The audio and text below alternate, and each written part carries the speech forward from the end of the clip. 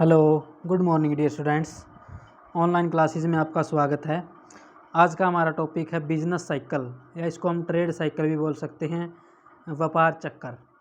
इसका मीनिंग क्या है, टाइप्स क्या हैं इसके, और फेजेज क्या हैं। व्यापार चक्कर का अर्थ, प्रकार और इसकी अवस्थाएं क्या हैं। तो सबसे पहले हम देखते हैं भाई व्हाट इज़ बिजनेस या ट्रेड साइकिल, इनके जो आपका व्यापार चक्कर है वो क्या होता है।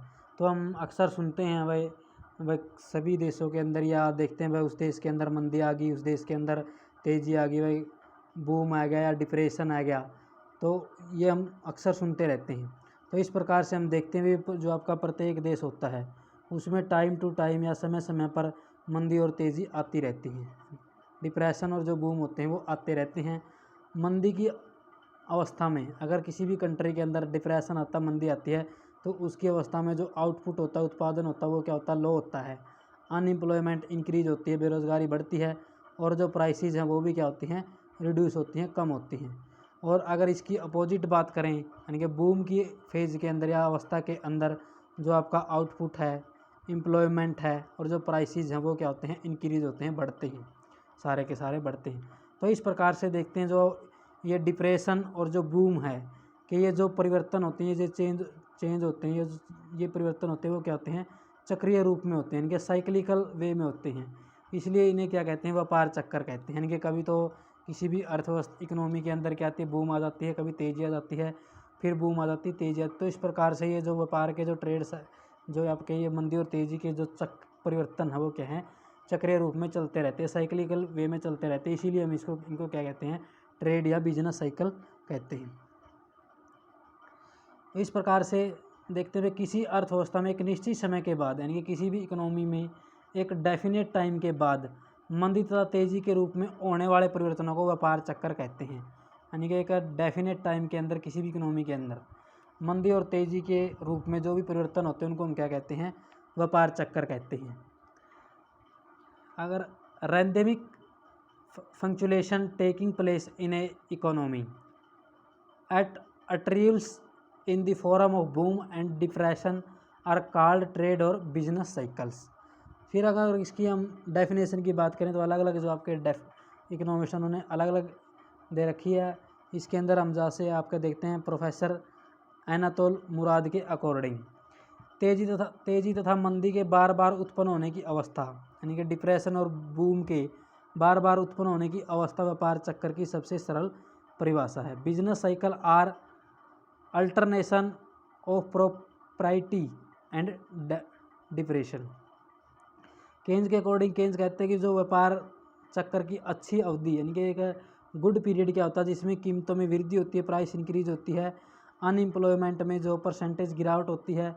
और अगर बैड जो आपकी ट्रेड साइकिल की अवधि का पीरियड लेते हैं तो उसमें जो कीमतें हैं वो क्या होती है, कम होती है। अनएम्प्लॉयमेंट की जो परसेंटेज रेट होती है वो क्या होती है, इंक्रीज होती है।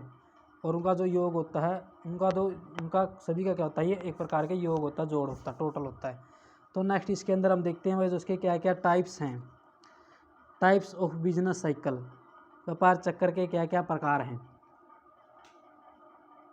तो जो आपके प्रोफेसर शुम्पीटर के अकॉर्डिंग, शुम्पीटर ने जो आपका ट्रेड साइकिल उसको 3 टाइप्स में डिवाइड किया है। सबसे पहले इसमें आता है आपका मेजर साइकिल्स, प्रमुख चक्कर।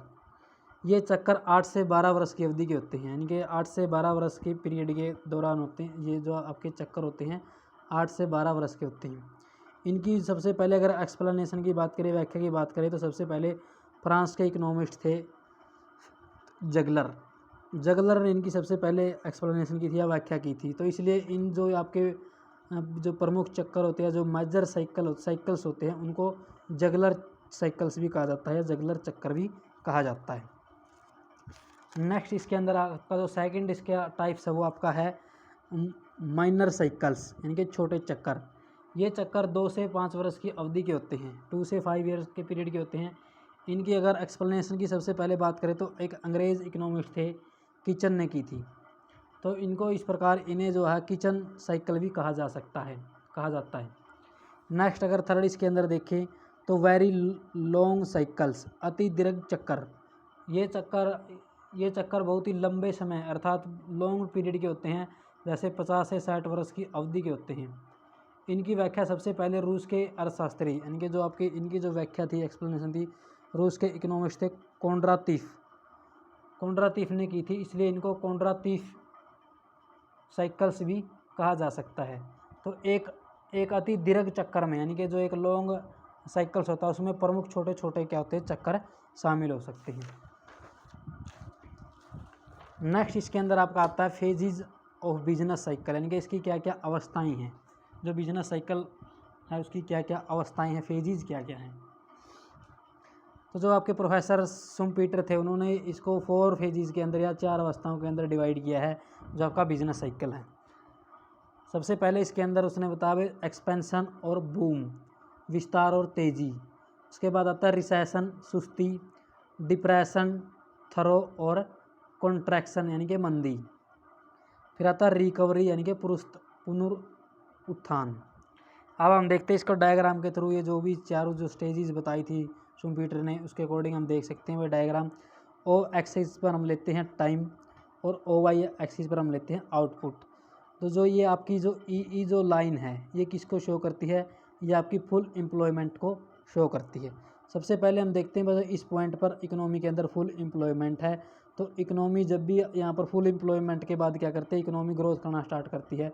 तो वो ग्रोथ करती करती सबसे पहले यहाँ पर पहुँच जाती है, यानी कि यहाँ पर सबसे इसको कहते हैं बूम, यानी कि यहाँ पर तेज़ी आ जाती है। और तेज़ी आने के बाद फिर इकोनॉमी के अंदर क्या आती है, सुस्ती आ जाती है, डिप्रेशन आता, रिसेशन आ जाता है। कुछ टाइम के लिए रिसेशन आता है। तो ये रिसेशन है ये क्या कम नहीं होता, ये किस में बदल जाता है, ये आपका डिप्रेशन के अंदर बदल जाता है। तो ए पॉइंट आपका फुल एम्प्लॉयमेंट का पॉइंट है। उसके बाद अगर पी की बात करें तो ये आपका डिप्रेशन की है। तो सी पॉइंट अगर फिर से आपका क्या है, इकोनॉमी रिकवरी करनी स्टार्ट हो जाती है। तो सी पॉइंट इक्विलिब्रियम फिर से आ जाता है, यहाँ पर सी पॉइंट पर फिर से फुल एम्प्लॉयमेंट हो जाता है। और फुल एम्प्लॉयमेंट होने के बाद फिर से जो इकोनॉमी है रिकवरी करना स्टार्ट हो जाती है। और रिकवरी के बाद फिर से बूम आ जाता है। और बूम के बाद फिर से रिसेशन होगा, रिसेशन के बाद डिप्रेशन होगा, डिप्रेशन के बाद फिर रिकवरी होगी, रिकवरी के बाद फिर बूम होगा। तो इस प्रकार से जो ये चक्कर होता है ये इकोनॉमी के अंदर चलता रहता है। तो अब हम अलग अलग से देखते हैं वह इनकी जो क्या क्या करैक्टरिस्टिक्स है, जो भी हमने 4 जो ये फेजेज की हैं या विशेष जो भी 4 जो अवस्थाएं की हैं उनकी अलग अलग से उन अवस्थाओं में क्या होता है या उनकी क्या क्या अलग अलग से करैक्टरिस्टिक्स हैं। तो सबसे पहले हम देखते हैं एक्सपेंशन और बूम के अंदर, विस्तार और तेज़ी के अंदर क्या होता है। तो ये जो स्थिति होती है व्यापार चक्कर की यह स्थिति समृद्धि की उत्तम स्थिति होती है। समृद्धि का मतलब यहाँ पर क्या होता है, सारा कुछ बढ़िया तरीके से होता है। तो ये एक प्रकार से बेस्ट जो आपकी सिचुएशन होती है। समृद्धि की इस स्थिति को प्राप्त करना सभी देशों की राष्ट्रीय आर्थिक नीतियों का लक्ष्य होता है। यानी कि जो सभी देशों की जो नेशनल जो इकोनॉमिक पॉलिसीज होती हैं वो सारी की सारी क्या है, जो तेज़ी होती है, बूम की जो स्थिति होती है, फेज होता है, उसको अचीव करने की कोशिश करती है। उनको उसको अचीव करने का उनका क्या होता है, लक्ष्य होता है। इस स्थिति में आर्थिक क्रियाएं जो भी इकोनॉमिक एक्टिविटीज़ होती हैं वो मैक्सिमम होती हैं तथा उत्पत्ति के साधनों का इष्टतम उपयोग होता है, ऑप्टिमम यूज ऑफ रिसोर्सेज होता है। तो आपके हैवलर के अकॉर्डिंग विस्तार तथा समृद्धि वह अवस्था है, यानी कि जो एक्सपेंशन या बूम वह अवस्था है जिसमें वास्तविक आय जो रियल जो इनकम का उपयोग तथा उत्पादन अधिक होता है। यानी कि जो रियल इनकम या रियल इनकम का उपयोग, यूज ऑफ रियल इनकम और उत्पादन क्या होता है, अधिक होता है। रोज़गार का जो लेवल होता है वो हाई होता है। और जो आपके रिसोर्सेज होते हैं वो क्या होते हैं, बेकार नहीं होते, ideal resources no ideal resources होते हैं। तो अगर हम इसकी आगे इसकी विशेषताओं की बात करें तो इसमें जो फर्स्ट स्टेज में जो जो विशेषताएं हैं, सबसे पहले इसके अंदर हम देखते हैं इनकम और प्रोडक्शन क्या होता है, अधिक होता है, हाई होता है। आय और उत्पादन क्या होता है, अधिक होता है। आय का स्तर जो लेवल ऑफ इनकम होता है वो काफ़ी ऊंचा होता है। जो आपका मल्टीप्लायर गुणक और एक्सीलरेटर है, त्वरक है कि अंत्यक्रिया के फलस्वरूप अगर निवेश किया जाता है तो उससे कई गुना अधिक वृद्धि किसमें होती है, आय में वृद्धि होती है। समाज के अंदर बेरोजगारी क्या होती है, समाप्त हो जाती है तथा फुल एम्प्लॉयमेंट की स्थिति क्या होती है, प्राप्त होती है। यानी कि फुल एम्प्लॉयमेंट की स्थिति प्राप्त होती है। और उसके बाद क्या होता है, आवरफुल एम्प्लॉयमेंट की स्थिति भी उत्पन्न हो सकती है। जो प्राइसेज है वो भी क्या होती है, लगातार इंक्रीज होती है। वेज है या वेतन है, मजदूरी की जो दरें हैं, रेट ऑफ इंटरेस्ट है या रेंट है या करों में क्या होती है, वृद्धि होती है। परंतु इनमें होने वाली वृद्धि, कीमतों में होने वाली वृद्धि की तुलना में क्या होती है, कम होती है, कीमतों में ज़्यादा वृद्धि होती है, इसलिए वास्तविक मजदूरी में अधिक वृद्धि नहीं हो पाती। लोगों में लागतों की तुलना में अधिक वृद्धि होने के कारण लाभ की मात्रा क्या होती है, बढ़ जाती है। यानी कि लागतों की तुलना में लोगों में क्या, कीमतों में लागतों की तुलना में अधिक वृद्धि होने के कारण लाभ की मात्रा क्या बढ़ जाती है। यानी कि कीमतों में ज़्यादा वृद्धि होती है, जिसे लागतों की तुलना में जो कीमतें वो बढ़ जाती हैं, तो लाभ की मात्रा क्या बढ़ जाती है। लाभ की वृद्धि तथा उसके जारी रहने की संभावना के कारण शेयरों की जो कीमतें हैं, शेयर्स की जो कीमतें वो भी क्या बढ़ जाती हैं। इसके फलस्वरूप लाभ की आशंसाओं, एक्सपेक्टेशन में क्या होती है, वृद्धि होती है। समृद्धि की अवस्था में यानी कि बूम की फेजिज में उद्यमियों तथा व्यापारियों में आशावाद की प्रवृत्ति बढ़ जाती है। इस अवस्था के अंदर, अगर इस फेज़ के अंदर जो आपके बैंक होते हैं वो क्या होते हैं, अपने क्रेडिट के अंदर ग्रोथ करते हैं, वृद्धि करते हैं। बैंक की उदारवादी जो साख नीति के कारण निवेश में और अधिक वृद्धि होती है। समृद्धि की स्थिति में विस्तार प्रक्रिया तब तक संचयी, क्यूमुलेटिव तथा आत्मसमर्थक, सेल्फ सस्टेन्ड बनी रहती है जब तक अर्थव्यवस्था उत्पादन के ऊंचे स्तर तक नहीं पहुंच जाती, जिसे हम क्या कहते हैं, बूम कहते हैं। यानी कि इकोनॉमी के अंदर ये जो जितनी भी हमने कैरेक्टरिस्टिक पढ़ी, ये सारी की सारी तब तक बनी रहती है जब तक इकोनॉमी बूम पर नहीं पहुंच जाती। तो यह स्थिति अति पूर्ण रोजगार, फुल एम्प्लॉयमेंट की जो बूम है वो क्या होती है, फुल एम्प्लॉयमेंट ये लाइन शो करती है। तो फुल एम्प्लॉयमेंट से ये क्या होती है, फुल एम्प्लॉयमेंट या फिर इन्फ्लेशन की स्थिति को क्या करती है, ये शो करती है, बूम की स्थिति। नेक्स्ट इसके अंदर हम देखते हैं सेकंड जो फेज़ है वो आपकी है रिसेशन या सुस्ती। बूम की स्थिति में जो आपके उद्योगपति होते हैं, यानी कि तेज़ी की स्थिति में जो आपके उद्योगपति होते हैं, कई ऐसे उद्योगों में इन्वेस्टमेंट कर देते हैं जो उसको बेनिफिशियल या लाभप्रद सिद्ध नहीं होते। इसके फलस्वरूप आशा क्या होती है, जो निराशा में परिवर्तित हो जाती है।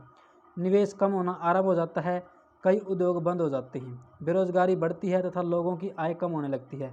वास्तव में जब अर्थव्यवस्था पूर्ण रोजगार की स्थिति प्राप्त कर लेती है तो निवेश में वृद्धि के कारण, यानी कि जब फुल एम्प्लॉयमेंट की स्थिति प्राप्त कर लेती है तो निवेश में वृद्धि के कारण, इन्वेस्टमेंट इंक्रीज होने के कारण ब्याज, मजदूरी तथा अन्य लागतों में वृद्धि के फलस्वरूप कीमतें क्या है, बढ़ जाती हैं। कीमतें बढ़ने के कारण लोगों की जो डिमांड है वो कम हो जाती है। मांग कम होने के कारण फर्में अपने स्टॉक को सस्ती कीमतों पर बेचना आरंभ कर देती है तथा सुस्ती की अवस्था आरंभ हो जाती है। इनके रिसेशन की जो स्टेज है वो आरंभ हो जाती है। इस अवस्था में आर्थिक क्रियाओं में गिरावट आने लग जाती है, जो इकोनॉमिक एक्टिविटीज होती है उनमें गिरावट आने लग जाती है। तो इसकी जो अगर विशेषताओं की बात करें तो सबसे पहले इसमें अंदर हम देखते हैं आउटपुट और जो इनकम होती है उसमें वो रिड्यूस होनी स्टार्ट हो जाती है। जो आपका एम्प्लॉयमेंट है वो भी रिड्यूस होना स्टार्ट हो जाता है, कम होना स्टार्ट हो जाता है। कीमतों में जो प्राइसेज होते हैं वो भी रिड्यूस होनी स्टार्ट हो जाती है, कम होनी स्टार्ट हो जाती है। मजदूरी की दर यानी कि जो वेज रेट है वो भी क्या है, कम होनी स्टार्ट हो जाती है। लाभ कम होने लगते हैं, प्रॉफिट क्या है, कम होने लगते हैं। इसलिए ब्याज की दर कम होने पर भी उद्यमी रुपया उधार नहीं लेते। बैंक जो है शाखा क्या करते हैं, संकुचन करते हैं। यानी कि जो जो आपका क्रेडिट का जो बैंकों के द्वारा क्या किया जाता है, कॉन्ट्रैक्शन किया जाता है, संकुचन किया जाता है। निवेश जो आपका इन्वेस्टमेंट है वो कम होने लगता है, जिससे जो आपका इन्वेस्टमेंट जो मल्टीप्लायर की जो एक्शन है वो क्या होती है, बैकवर्ड हो जाती है, पीछे की ओर हो जाती है। उपभोक्ता वस्तुओं के लिए मांग कम हो जाती है, वस्तुओं के स्टॉक में कमी होने लगती है, लोगों में के अंदर संदेह व डर की भावना विद्यमान हो जाती है। थर्ड इसके अंदर हम देखते हैं डिप्रेशन या फिर थरो या कॉन्ट्रैक्शन, यानी कि मंदी की अवस्था में क्या होता है। तो जब एक बार एक इकोनॉमी के अंदर रिसेशन आ जाती है, आरंभ हो जाती है, तो वह क्या है, बढ़ती जाती है, कभी डिक्रीज नहीं होती। इसका परिणाम आर्थिक क्रियाओं में मंदी अथवा संकुचन होता है। यानी कि अगर रिसेशन आ जाती है तो रिसेशन आने से जो रिसेशन का जो परिणाम होता है वो क्या होता है, इकोनॉमी के अंदर डिप्रेशन होता है।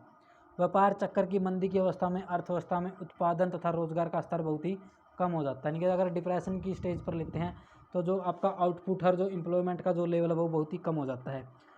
कीमतें तथा मजदूरी की दर में अत्यधिक कमी हो जाती है, परंतु उत्पादन के साधनों की कीमतें की तुलना में, यानी कि उत्पादन के साधनों की कीमतों की तुलना में वस्तुओं की कीमतें अधिक कम होने के कारण, यानी कि उत्पादन के साधनों की जो कीमतें हैं वो क्या होती है, ज़्यादा होती हैं, और वस्तुएं कीमतें क्या होती है, कम होती हैं। तो जो आपके इंटरप्रेन्योर होते हैं, उद्योगकर्ता होते हैं, तथा जो आपके व्यापारी होते हैं को हानि सहन करनी पड़ती है, इनको लॉस होता है। बेरोजगारी बढ़ जाने के कारण श्रमिकों की आर्थिक स्थिति असंतोषजनक हो जाती है। अर्थव्यवस्था की उत्पादन तथा वितरण प्रणाली अस्त व्यस्त हो जाती है। लाभ में बहुत अधिक कमी होने के कारण उद्यमकर्ता कम निवेश करना यानी कि निवेश क्या है वो कम किया जाता है। ब्याज और रेट ऑफ इंटरेस्ट है वो भी क्या होती है, कम हो जाती है। और जो पूंजी की सीमांत उत्पादकता है उसमें भी क्या आती है, कमी आती है। और उससे अधिक अनुपात में होने के कारण कि पूंजी की जो सीमांत उत्पादकता है वो रेट ऑफ इंटरेस्ट से भी और ज़्यादा अनुपात में कम होती है, जिससे जो आपका इन्वेस्टमेंट है वो कम किया जाता है। मंदी की अवस्था में तैयार माल की तुलना में कच्चे माल की कीमतें और अधिक कम होती हैं। किसानों तथा कच्चे माल के उत्पादकों की आर्थिक स्थिति तैयार माल के उत्पादकों तथा व्यापारियों की तुलना में अधिक खराब होती है। गुणक तथा त्वरक की अंत्यक्रिया के विपरीत बैकवर्ड होने के फलस्वरूप आय में काफ़ी कमी होती है। लोगों के निराशावादी होने के कारण शेयर्स की कीमतों में गिरावट आती है। कई उद्योग फेल हो जाते हैं, जिससे संपूर्ण जो इकोनॉमी है उस पर क्या होता है, बैड इफेक्ट पड़ता है।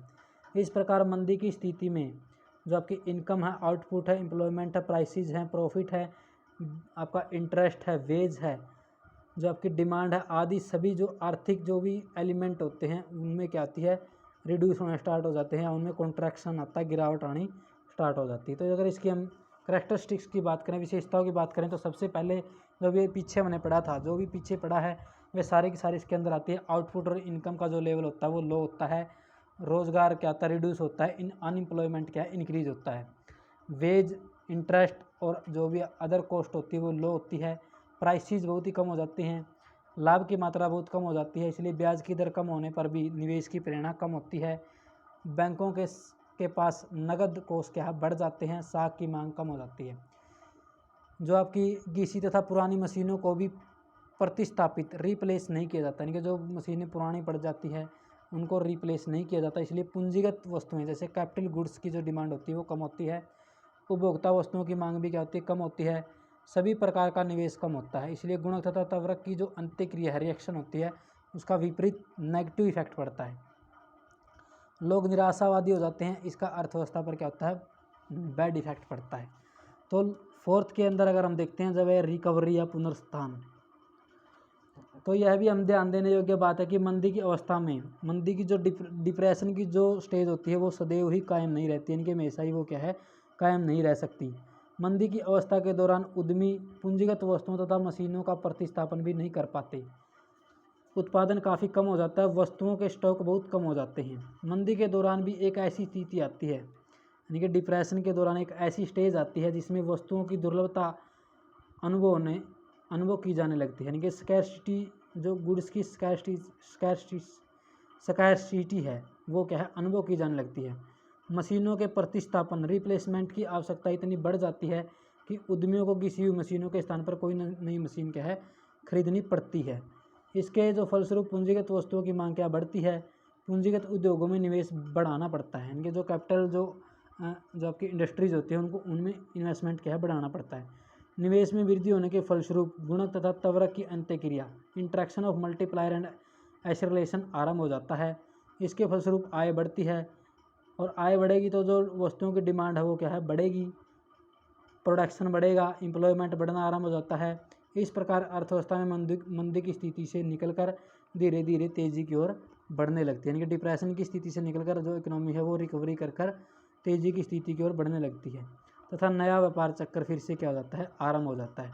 पुनरुत्थान की अवस्था की जो अगर विशेषताओं की बात करें, हम करैक्टरिस्टिक की बात करें, तो सबसे पहले हम देखते हैं रिप्लेसमेंट इन्वेस्टमेंट के फलस्वरूप पुनरुत्थापन निवेश के फलस्वरूप उत्पादन और आय में क्या होती है, वृद्धि होने लगती है। रोजगार इंक्रीज होता है, उत्पादक और उपभोक्ता वस्तुओं की मांग बढ़ती है, कीमतें बढ़ने लगती है, लाभ में वृद्धि होती है, लागत में तुलनात्मक कम वृद्धि होती है, निवेश में वृद्धि होती है, बैंक साख की मांग में बढ़ाने लगते हैं, लोगों का दृष्टिकोण निराशावादी होने के स्थान पर आशावादी होने लगता है। तो इस प्रकार से ये इन जो भी हमने इसमें देखा भाई, जो आपका ट्रेड साइकिल है वो क्या होता है, इसकी क्या क्या टाइप्स हैं या उसकी क्या क्या फेजेज़ हैं, और उन फेजेज़ की क्या क्या करैक्टरिस्टिक्स हैं वो मैंने पढ़ी।